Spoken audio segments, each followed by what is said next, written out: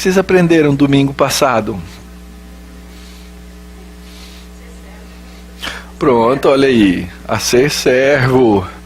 Nós aprendemos sobre o servo do Senhor, que é Cristo. E vimos que à semelhança dele, nós também, depois de recebermos a obra dele completa, nós agora também nos tornamos servos à semelhança do servo. Isaías capítulo 42 nos fala desse servo e do que Deus faz e como Deus opera e trabalha. Esse foi o texto que trabalhamos no último domingo. Diz assim, o texto da Escritura, Deus apresentando o servo, na verdade: eis aqui o meu servo, a quem sustenho, o meu escolhido, em quem minha alma se compraz. Pus sobre ele o meu espírito, e ele promulgará o direito para os gentios. Não clamará, nem gritará, nem fará ouvir a sua voz na praça.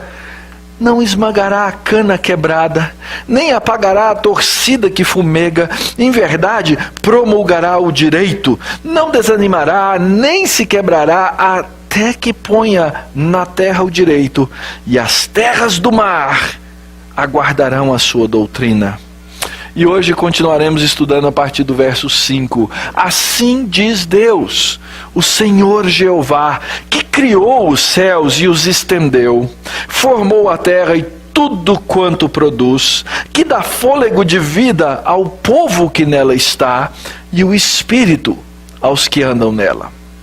Eu, o Senhor, te chamei em justiça. Tomar-te-ei pela mão e te guardarei, e te farei mediador da aliança com o povo e luz para os gentios. Para abrires os olhos aos cegos, para tirares da prisão o cativo e do cárcere os que jazem nas trevas. Eu sou o Senhor, esse é o meu nome, a minha glória, pois não darei a outrem, nem a minha honra a imagens de escultura. Eis que as primeiras predições já se cumpriram, e novas coisas eu vos anuncio. E antes que sucedam, eu vô-las farei ouvir. Vamos orar? Pai bendito, nós agradecemos pela Tua palavra. E agora, Deus, nos humilhamos diante dela, por perceber a grandeza que ela nos revela e a pequenez em nós. Assim, ó Deus, pedimos que por amor e misericórdia nos fales, que uses, ó Deus, da palavra escrita, e uses, ó Deus, desse instrumento para falar aos teus filhos, aos teus servos, na iluminação do teu Espírito Santo. Que seja a tua palavra, ó Deus, clara, objetiva, cristalina, chegando aos nossos corações. Que as palavras dos meus lábios e o meditar do meu coração sejam agradáveis na Tua presença, Senhor meu, rocha minha, Redentor meu. Amém. Coisas novas vos anuncio. No último domingo eu mostrei para vocês rapidamente que o Evangelho em Isaías, ele é dividido em duas partes. A primeira parte, do capítulo 1 ao 39, Deus convoca um tribunal e condena o seu povo. Vocês estão condenados, vocês estão debaixo do juízo, vocês me honram com os seus lábios, mas o seu coração está longe de mim, está afastado de mim. Então Deus vem como um promotor de justiça da aliança e traz acusação, julgamento e condenação ao seu povo. Por quê? Porque Deus pegou um povo que era escravo no Egito, trouxe para fora daquela escravidão, colocou-o numa terra que ele prometeu: vocês vão viver bem, me adorem. E esse povo se tornou um filho rebelde. No próprio livro de Isaías diz assim: ouvi, ó céus, dá ouvidos, ó terra, porque o Senhor é quem fala. Criei filhos e os engrandeci, mas eles estão revoltados contra mim. Filhos rebeldes, já ouviram falar de filhos rebeldes? Quem tem filhos aqui sabe o que é isso. Isso acontece. Isso acontece na nossa história. Isso aconteceu na história de Deus. E Deus então fala dessa mensagem de juízo, não sem chegar ao ponto, a partir do capítulo 40, que estudamos alguns domingos atrás, no qual ele começa a anunciar o evangelho ao seu povo. E esse Deus vem e confronta, e o capítulo 40 começa dizendo assim: consolai, consolai o meu povo. E ele começa a anunciar esse evangelho. Interessante, se você não está acostumado com a Bíblia, deixa eu falar rapidinho para você entender o que está acontecendo aqui. Esse homem Isaías, que é o profeta que nos traz essa profecia, ele viveu 700 anos antes de Cristo. E lá, nesse tempo todo, antes de Cristo vir à Terra, ele veio trazendo a mensagem do Evangelho e da salvação de Cristo, que ia nascer 700 anos depois. E ele diz então: consolem o meu povo, preparem o caminho. E ele começa então a falar de João Batista, que é aquele que viria antes de Jesus Cristo, dizendo: ó, está chegando o Senhor, está chegando aquele que é grande, está chegando aquele que é poderoso para salvar. E João dizia: eu não posso, mas ele pode. Ele vai fazer uma coisa que eu não consigo fazer, mas ele consegue. Então, 700 anos antes de Cristo, nós começamos a ouvir essa mensagem de redenção, que na verdade, ela já vinha sendo falada desde o comecinho da Bíblia. Quizá um dia eu tenha a oportunidade de voltar lá, Gênesis capítulo 3, e começar a falar de novo dessa história da redenção para vocês. E aí então Deus proclama essa mensagem dizendo: fala para o coração desse povo. Lembra? Eles são filhos rebeldes. Como é que você consegue tratar com um filho rebelde? Só se você conseguir chegar no coração. E Deus, ele sabe fazer isso. Deus sabe falar ao coração. E a primeira coisa que o pai faz com relação aos seus filhos, ele diz assim: a primeira coisa que eu faço é te perdoar. Fala para esses meus filhos que a iniquidade deles está perdoada. Essa é a boa notícia. Vamos começar aqui do ponto que tem que ser começado, no coração e no perdão. E aí então o capítulo 40 fala de todas as boas novas. E por que é que Deus pode trazer boas novas? Porque Ele é Senhor da natureza, Ele é supremo entre as nações, Ele está acima dos ídolos, Ele manda nos governantes, Ele é um Deus incomparável e Ele é um Deus que dá força ao cansado. Lembra daquele verso tão famoso do capítulo 40? Os jovens se cansam e se fatigam, mas os que esperam no Senhor renovarão as suas forças. É Deus quem faz essas coisas. Aí depois nós caminhamos então para o capítulo 42 e vimos os 4 primeiros versos no domingo passado. Nós vimos que esse servo do Senhor, quando o texto diz: eis aqui o meu servo, nós já lemos, não é? Que esse servo do Senhor é Jesus Cristo. E que Jesus apontou esse homem, apontou esse servo e disse o que ele deveria fazer e o que ele não deveria fazer, e que esse servo vai até o fim da sua missão para cumprir a vontade do Pai dele, que é o Deus Pai. Então Deus Filho vem e cumpre a sua missão. Verso 4 diz assim: ele não desanima e ele não quebra, e ele não desiste, mas ele vai até o fim na sua obra, e ele prega a sua verdade. E aí então nós concluímos domingo passado sabendo ou vendo qual é essa verdade. A verdade é que existe um Deus, que é o Criador dos céus e da terra. Esse Deus é o nosso Criador, e nós devemos a Ele honra, glória, louvor.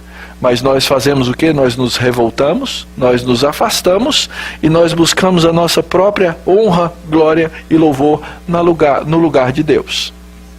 Esse é o nosso grande problema como seres humanos. Nós somos escravos da idolatria do nosso ego, do nosso eu. E nós precisamos deixar isso para trás, porque só há um Senhor. nos próximos versos que nós vamos estudar hoje, nós podemos ver que o poder e a autoridade do servo para fazer essas coisas vem do Senhor. O poder e a autoridade do servo para fazer essas coisas vem do Senhor. E a primeira coisa, gente, que nós precisamos entender, para entender a graça e a extensão da graça do Evangelho, é entender quem Deus é. E a maneira como Deus nos mostra quem Ele é deixando na sua palavra a verdade a respeito do fato, em primeiro lugar, que Ele é um Deus criador e soberano. Aliás, vamos pensar comigo aqui, raciocinar rapidinho. Se você acredita nisso, primeiro, Deus existe. Segundo, Ele é poderoso acima de todas as coisas. Terceiro, Ele é bondoso. Terceiro ou quarto, na sua bondade Ele se importa comigo. Foi tudo que a gente falou até agora, tá? Nossas liturgias, elas têm uma função e um propósito, que é didático, que é para aprendermos. Então me diz uma coisa, se você é filho de Deus, por que você tem medo de alguma coisa?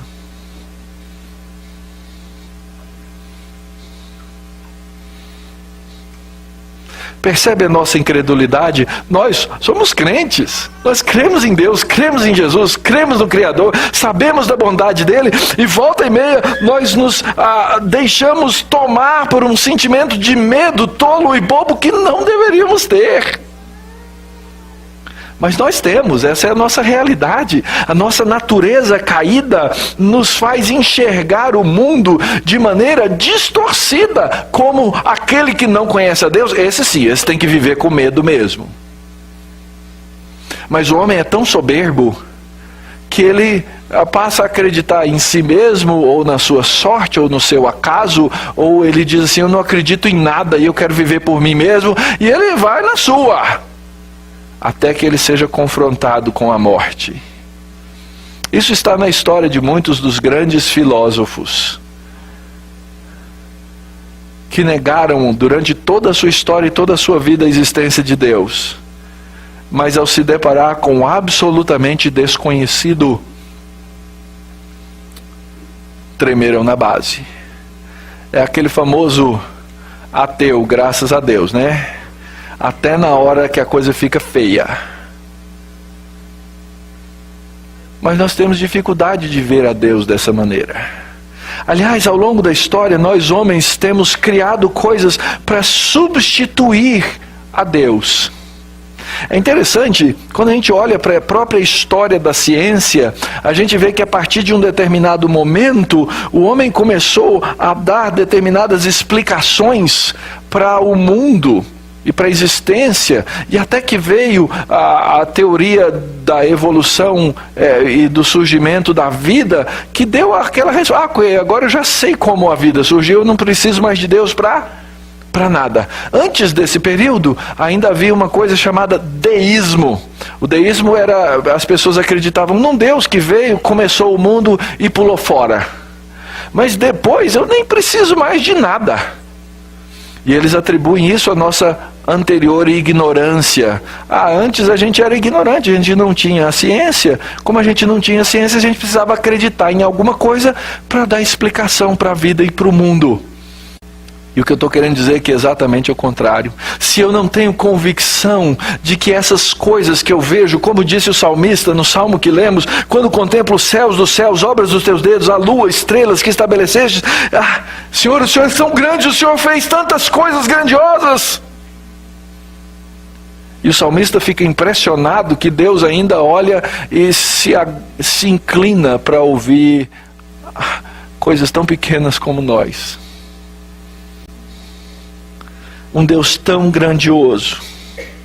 Aliás, é exatamente esse o problema que o apóstolo Paulo aponta em Romanos, no capítulo 1. Ele fala que o homem vive em rebeldia contra Deus, porque ele olha para a natureza e ele faz o quê? Adora a criatura no lugar do Criador. É por isso que nós vamos encontrar na inologia cristã, na liturgia cristã, baseados na escritura cristã, essa ênfase constante de que esse Deus, que é o Salvador, em primeiro lugar, Ele é o Deus Criador. Nos faz encolher e dizer como o salmista aqui no verso 9 do Salmo 8, ó Senhor Jeová, Senhor nosso, quão magnífico em toda a terra é o teu nome, como o Senhor é grande, como o Senhor é poderoso, como o Senhor pode me sustentar. E só Ele pode fazer isso. E eu gosto muito dessa expressão aqui nesse verso. O texto diz assim, ó Senhor, o nome em maiúsculo, significa o nome próprio de Deus, que a gente, numa tradução, de uma forma bem imperfeita, fala Jeová, ou Javé, ou Yavé. Ele diz assim, ó Senhor, Senhor nosso. Como a gente cantou no hino, eu sou dele e ele é meu. Se eu digo, esse é o Deus, Ele então agora é o meu Deus. E esse é o meu primeiro ponto, querido. Se você quer de fato aprender a viver bem nesse mundo, você precisa conhecer o Criador dele, que é aquele que envia o servo. Verso 5, então, assim diz o Senhor Jeová, que criou o céu, que criou a terra, que estendeu, que formou tudo e tudo que ela produz, que dá fôlego de vida ao povo ao povo que nela está, e o espírito aos que andam nela. Então eu preciso reconhecer a Deus como o grande Criador de todas as coisas, e eu preciso reconhecer que Ele é o meu Criador.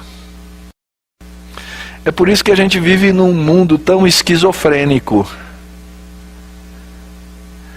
Porque se por um lado eu tenho a palavra de Deus me afirmando e reafirmando o tempo inteiro que Deus é esse Deus, do outro lado eu tenho muitas outras forças filosóficas, supostamente científicas, dizendo, não, eu não preciso de Deus para viver nesse mundo. E é por isso que o mundo é tão estranho. É por isso que o mundo é tão dividido. É por isso que a gente vê tanta coisa louca no mundo.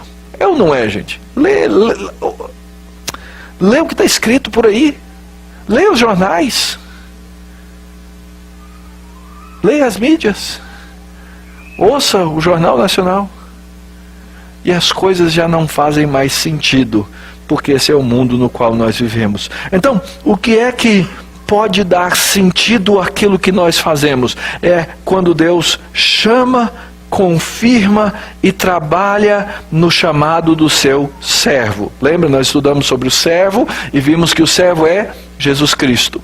O texto agora vai falar do que Deus faz e da maneira como Ele confirma. Ele diz assim, eu, Senhor Jeová, eu te chamei em justiça.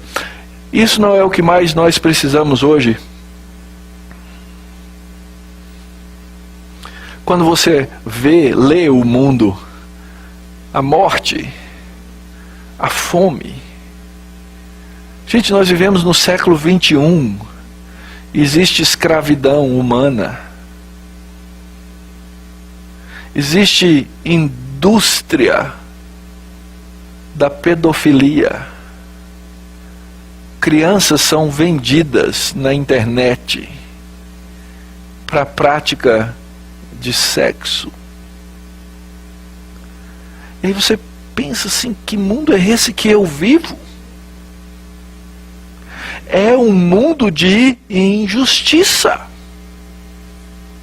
É um mundo no qual todas as coisas apontam para o imperativo do pecado, da carne, da morte, da escravidão.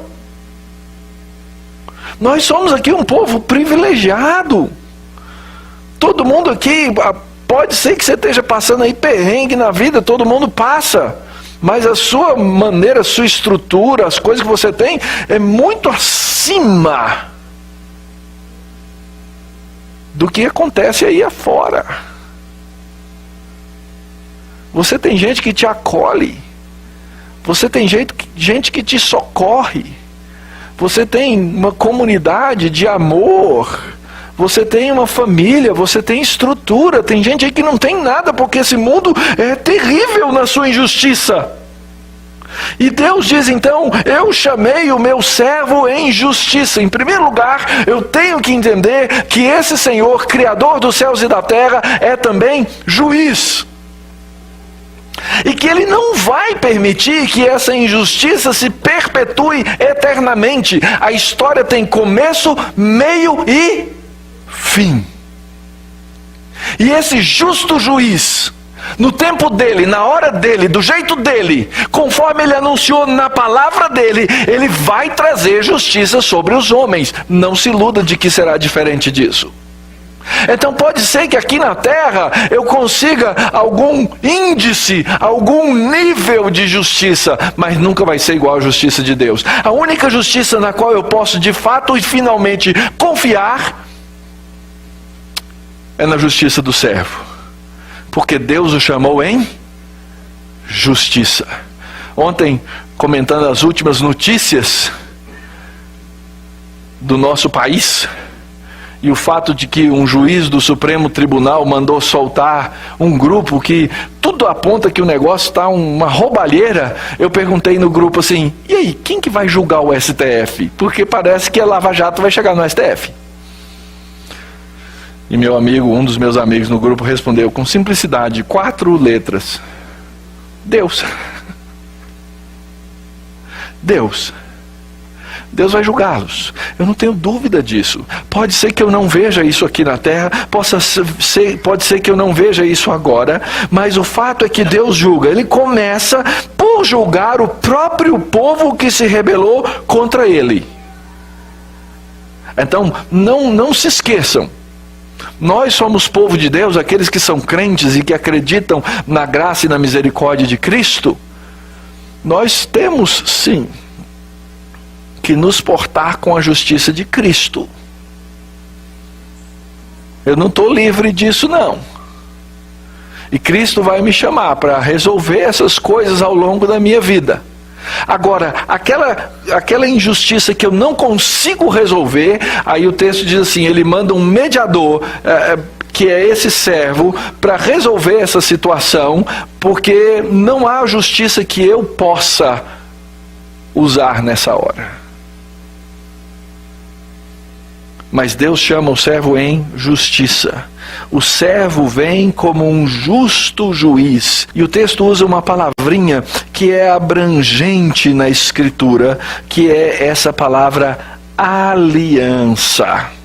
O texto diz assim, eu te guardarei e eu te farei mediador da aliança com o meu povo. O que é uma aliança, gente? Vamos pensar aqui rapidinho.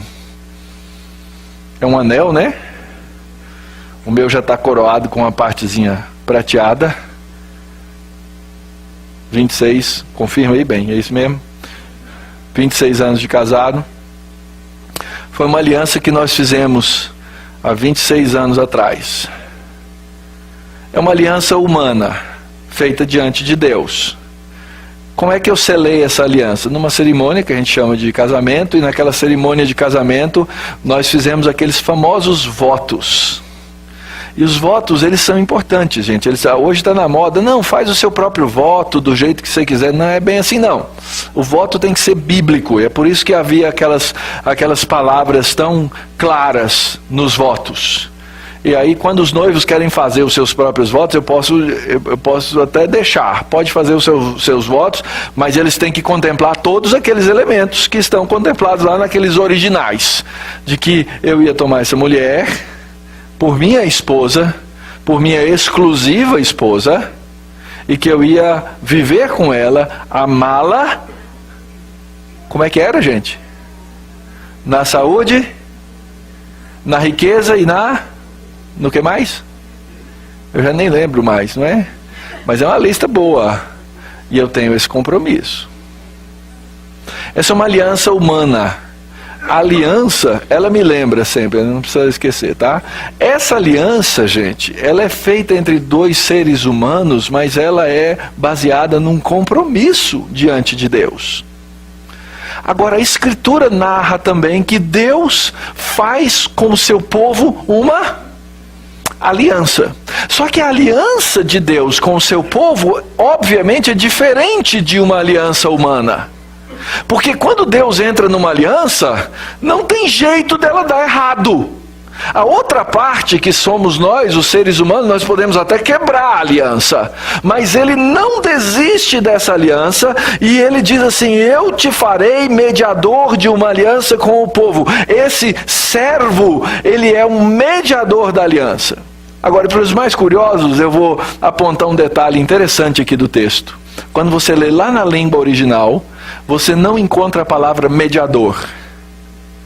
Eu te farei aliança com o povo. Quando ele fala de Cristo, ele está dizendo: o Senhor Jesus Cristo é a minha aliança. Ele é aquele que engloba todas essas coisas e que constrói com o meu povo um relacionamento de amor, no qual esse Deus soberano se inclina para amar, para cuidar, para abraçar, para fazer viver em santidade aqueles que são seus filhos. Cristo é a minha aliança. E sendo Deus o Criador, Ele tem todo o direito, Ele tem a sabedoria, a clara orientação para me mostrar tudo o que eu devo fazer nessa aliança. Você já leu no Novo Testamento a expressão de Paulo, uma preferida do apóstolo Paulo, em Cristo? Em Cristo significa que eu estou dentro dessa aliança que é Cristo. Eu vou ler alguns textos da Bíblia para você. Romanos 3:24, mediante a redenção que há em Cristo. Romanos 8:1, agora pois já nenhuma condenação há para os que estão em Cristo Jesus. Romanos 8:2, porque a lei do Espírito da vida em Cristo Jesus te livrou da lei do pecado e da morte. Romanos 8:39, nem altura, nem profundidade, nem qualquer outra criatura poderá separar-nos do amor de Deus que está em Cristo Jesus. Nós estamos em Cristo, eu pertenço a Ele. E nele eu recebo todos os benefícios da aliança que Ele é. Todos os benefícios da obra que Ele fez. A morte pela qual Ele passou, derramando o seu sangue para que eu pudesse viver sem culpa ou medo. Lembra daquele salmo que diz assim: me deito e logo pego no sono? Qual que é a razão de deitar e logo pegar no sono? Hã? Fala alto, gente. É que eu não sei o texto, eu preciso ouvir. Hã? É Ele que me dá segurança. Eu não vivo com culpa, eu não vivo com medo, porque eu tenho uma segurança que vem de Cristo Jesus. E eu poderia ler aqui mais uma dezena desses textos que eu anotei. Em Cristo, essas coisas acontecem, porque Ele é essa aliança, Ele é o nosso mediador. O tradutor, ele precisou colocar, ele não sabia exatamente como colocar esse texto. Isso, é claro, se há uma aliança, há um mediador na aliança. O que é um mediador? Quem sabe dizer? Hã? Pensa numa relação de conflito. Lembra lá? Sempre tinha... Quem viveu na década de 90 ouviu muito essa história. Conflito entre israelitas e palestinos. Aí aparecia quem? Um mediador, que era um outro país, que ia lá e falava com um, falava com o outro, representava o outro, tentando fazer uma mediação de paz. Quem trabalha na área jurídica aí sabe o papel de alguém que faz de um mediador, quando há um conflito. E a Escritura diz que Cristo opera nesse relacionamento de Deus conosco como o mediador da aliança. Aliás, o apóstolo Paulo, escrevendo a Timóteo, diz que há só um mediador entre Deus e os homens, que é Cristo Jesus, homem. Porque ele se deu em resgate por muitos, testemunho que se deve prestar em tempos oportunos. E é isso que eu estou fazendo aqui hoje, gente.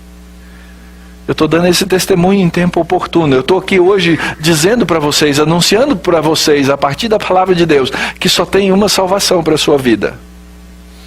E se você quiser me permitir, eu vou usar um português bem simples. Se você não conhece a Cristo, você está perdido. Ou na expressão mais popular, você está lascado. Porque você se encontra morto nos seus delitos e nos seus pecados. E você vai passar essa vida inteira, querendo ou não, será que eu consigo me livrar? Você não vai se livrar. Porque a Escritura diz que você já está morto. Por isso você precisa de um mediador. E esse mediador é Jesus Cristo. Por isso eu digo, corra para Cristo. Romanos capítulo 5, verso 12, o apóstolo diz assim: portanto, assim como por um só homem entrou o pecado no mundo, e pelo pecado a morte, assim também a morte passou a todos os homens, porque todos pecaram. Se pela ofensa de um e por meio de um só reinou a morte, muito mais os que recebem a abundância da graça e o dom da justiça reinarão em vida por meio de um só, a saber, Jesus Cristo. E assim caminha o apóstolo Paulo, nos apontando que esse servo é o mediador da aliança de Deus, e que ele toma os seus pela mão e leva até o fim dessa obra. E o resultado é um só, queridos. É aquilo que o servo veio fazer. Ele diz que o servo veio como uma luz para os gentios, veio para abrir os olhos aos cegos, veio para tirar da prisão o cativo e veio para tirar do cárcere quem vive nas trevas. Deixa eu falar um pouquinho a respeito de você hoje. Eu falo muito a meu respeito.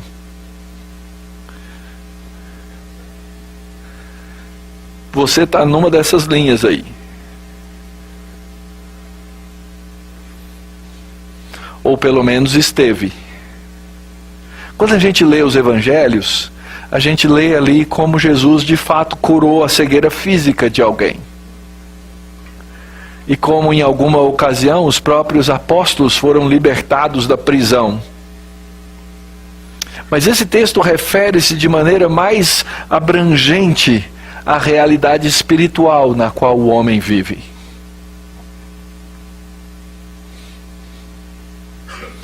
E essa realidade espiritual é uma realidade de trevas. Enquanto alguém não conhece a Cristo, vive nas trevas. Hoje na nossa aula eu falei para alguns alguma coisa a esse respeito. Sabe aquela coisa que você rejeitava Deus, de repente agora você diz assim: agora eu gosto de Deus. Eu não gostava da Bíblia, agora eu gosto da Bíblia. Eu odiava esses crentes, porque eles sabem ser chatos, mas agora eu gosto deles. O que aconteceu? É essa libertação que ele faz, tirando das trevas, abrindo os olhos aos cegos, para que vejam. É um cativeiro no qual os homens vivem, um cativeiro espiritual de morte, do qual eles precisam de libertação. E nós somos o povo de Deus, a igreja de Cristo, nós somos os embaixadores da luz. Nós somos os embaixadores da libertação em todos os níveis. Há povos que estão presos em diversos tipos de cativeiro. E Deus chama a sua igreja, Deus chama o seu povo para que vá lá e diga: eu cheguei aqui em nome do mediador. E eu vim aqui trazer a verdade. E essa verdade liberta. E Deus opera nos corações dos homens. Eu tenho certeza que irmãos aqui podem falar das coisas fantásticas da conversão de outras pessoas. Deus libertando dos cativeiros. Ele veio realizar cada uma dessas coisas por meio da igreja. Deus tem dado crescimento à nossa igreja. Todo mundo que vem aqui vê isso. Às vezes as pessoas olham e falam assim, gente, essa é a experiência mais humilhante que um pastor pode ter. Porque não há homem suficiente para nenhuma dessas coisas. Então é humilhante. Mas é uma humilhação boa, é a humilhação de Cristo. E eu recebo de vocês o testemunho. E cada vez que eu recebo de vocês o testemunho, o meu coração se aquece. Cada vez que você diz assim, puxa, Deus tem abençoado a minha vida de uma maneira tremenda, espetacular. Eu não sabia que Deus fazia isso.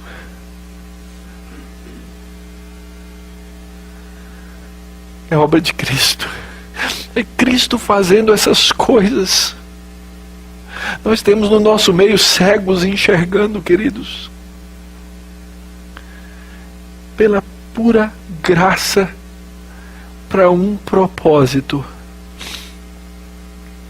A glória de Deus. Tem um grande autor cristão que gosta muito de falar desse tema. Depois você vai lá na nossa biblioteca, tenta achar um livro dele. Piper. Piper é o teólogo que coloca o nosso coração em fogo pela glória de Deus. Quando nós aprendemos a amar a glória de Deus, nós entendemos o alvo final. Para todas as coisas, para a nossa adoração. Para que a gente está adorando aqui hoje? Para a glória de Deus. Porque o nome de Deus é exaltado, o universo assiste esse culto e fala, estão aí os filhos de Deus. As forças, os principados, as potestades, assistem esse culto e falam assim, esse povo ama esse Senhor. E Deus diz assim, eu sou Jeová, esse é o meu nome, eu não divido a minha glória, nem com ninguém, nem com Mauro, nem com a igreja da Barra Funda, nem com seus membros, com ninguém, a glória é minha, a glória é dele. E nós aprendemos a amar essa glória. E aí então nós começamos a fazer as coisas por causa da glória do nome de Deus.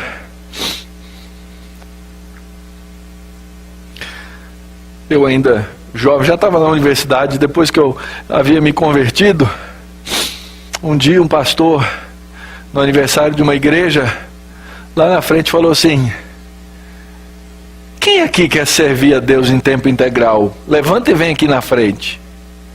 Adivinha quem foi?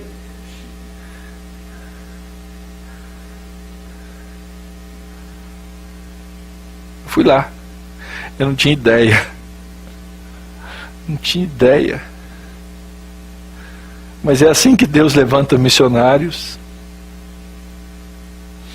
É assim que Deus levanta gente que ama a glória de Deus e que quer ir para outros lugares. É assim que Deus levanta gente que quer pregar o evangelho no seu prédio. Por causa do amor, da glória de Deus. Porque Deus não compartilha. E quando os homens querem compartilhar dessa glória para eles, eles experimentam ruína. Ruína. Porque Deus não divide a glória dele. Agora o que a Escritura ensina é que Deus, na sua bondade, Ele declara a sua singularidade. E Ele diz, eu vou transformar vocês de glória em glória. Porque não há pai que não quer o melhor para os seus filhos experimentar da glória do Senhor. E assim então Deus faz ouvir a sua voz, o final do nosso verso, do nosso texto, no verso 9. As primeiras coisas que eu falei já se cumpriram. Novas coisas eu vos anuncio. E eu vou fazer vocês ouvirem essas coisas mais e mais. Ele apontava para Cristo. O próprio Pai aponta para a obra do Filho. E esse é o nosso papel. Ontem um amigo escreveu aos colegas pastores. Ele disse assim, Irmãos queridos, eu não lembro literalmente. Amanhã vocês vão adorar e pregar o Evangelho. Lembre-se, o culto e a adoração não é a respeito de missões. O culto e a adoração não é a respeito de escatologia. O culto e a adoração não é a respeito de música, nem de nada. O culto e a adoração são a respeito de Cristo. E vimos a sua glória. A glória do unigênito do Pai. E vimos a sua glória. Então eu termino perguntando para vocês, filhos, o que lhes impede de confiar no servo?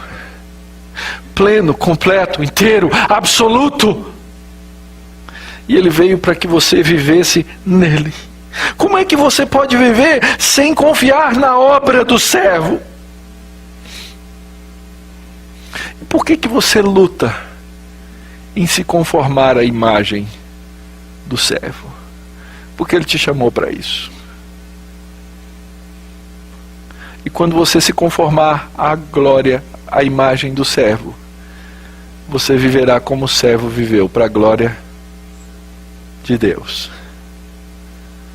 Esse é o chamado.